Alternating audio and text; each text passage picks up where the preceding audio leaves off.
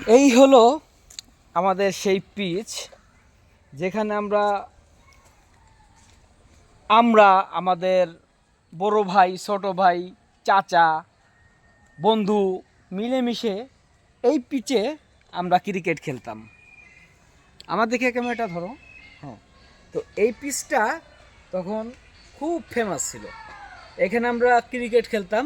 আর আরেকটু দেখাচ্ছি, সেটা হলো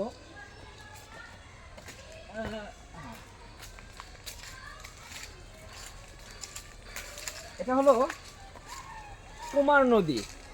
আর এই যে যে জায়গাটা, এই জায়গায় আমরা সাতচারা খেলতাম। সাতচারা তো এটা এখন অনেকে নাম শুনে ভাবতে পারে সাতচারা কি। আসলে এটা আমরা যারা 90-র দশকের মানুষ, 80-র দশক 90-র দশকের যারা, তারা জানি সাতচারা কি জিনিস।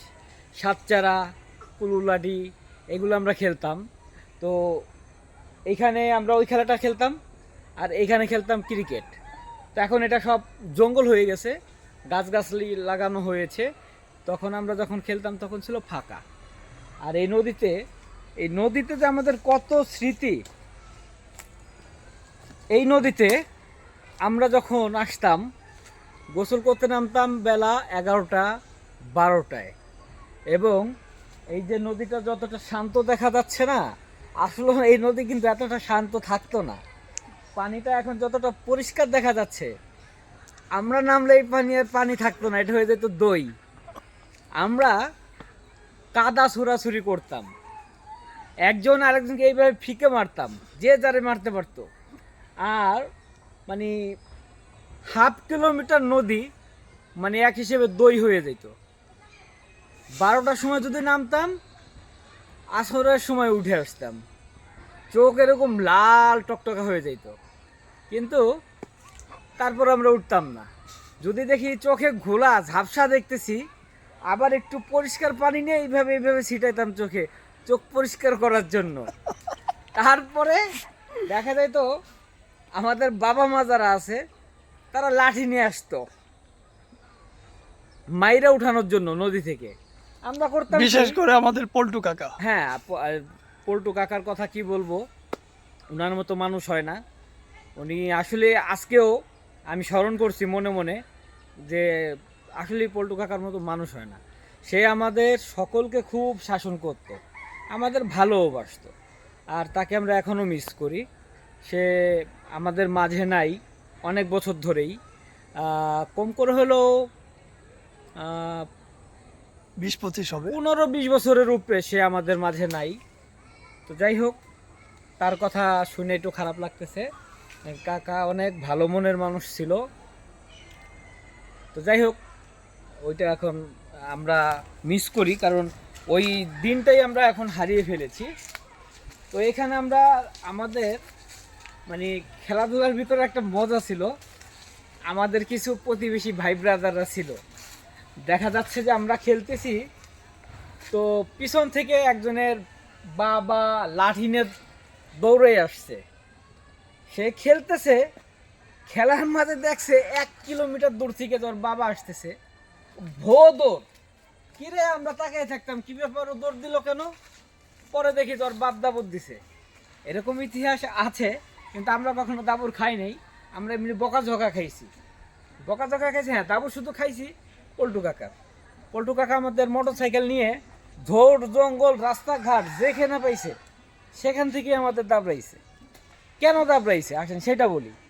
সে কিন্তু আমাদের দেখলেই দাবড়াইতো না, সে আমাদের ভালোবাসতো, মানুষের মতো মানুষ যাতে আমরা হই এটা সবসময় চেষ্টা করেছে।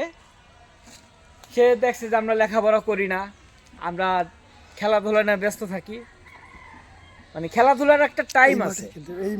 এই মাঠে এই মাঠটা এই মাঠটা কিন্তু তাদের জায়গায়, পল্টু কাকাদের জায়গায়। তো এই মাঠে যখন আমরা খেলতাম, খেলার জন্য কিছু বলতো না, একটা টাইম আছে।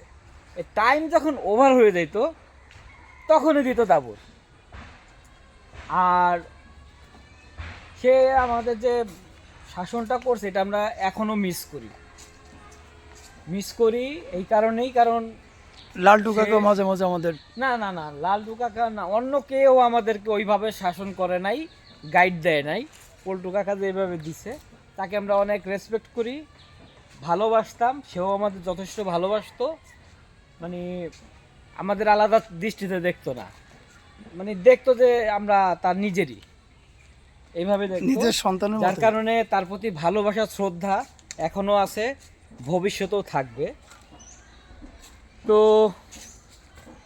এই মাঠের স্মৃতিগুলো মনে করতে যাই আজকে কাকার কথা মনে পড়ে গেল।